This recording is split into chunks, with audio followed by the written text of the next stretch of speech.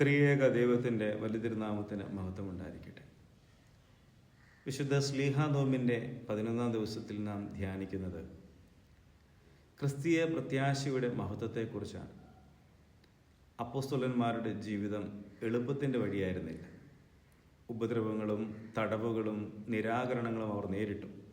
എങ്കിലും അവർ നിരാശയ്ക്ക് കീഴടങ്ങിയില്ല. കാരണം അവരുടെ പ്രത്യാശ ലോകത്തിൻ്റെ വാഗ്ദാനങ്ങളിലല്ല, ഉയർത്തെഴുന്നേറ്റ കർത്താവിലായിരുന്നു. ക്രിസ്തീയ പ്രത്യാശ എന്നത് സാഹചര്യങ്ങൾ മെച്ചപ്പെടുത്തുന്ന പ്രതീക്ഷ മാത്രമല്ല, എല്ലാ സാഹചര്യങ്ങളിലും ദൈവം പ്രവർത്തിക്കുന്നുവെന്ന ഉറച്ച വിശ്വാസമാണ്. ഇരുളിൻ്റെ നടുവിലും വെളിച്ചത്തെ കാണുവാനും കണ്ണുനീരിൻ്റെ ഇടയിലും ദൈവത്തിൻ്റെ കൃപയെ അനുഭവിക്കുവാനും നമ്മെ പഠിപ്പിക്കുന്ന ശക്തിയാണ് പ്രത്യാശ. ഈ നോമ്പ് ദിവസം നമ്മുടെ ഹൃദയങ്ങളെ ഒന്ന് പരിശോധിക്കാം.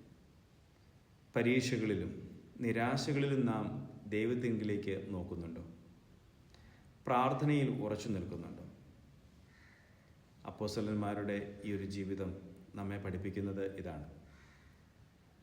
ക്രിസ്തുവിലുള്ളവർ ഒരിക്കലും പ്രത്യാശ നഷ്ടപ്പെടുന്നില്ല. കാരണം നമ്മുടെ ഭാവി ദൈവത്തിൻ്റെ കൈകളിലാണ്.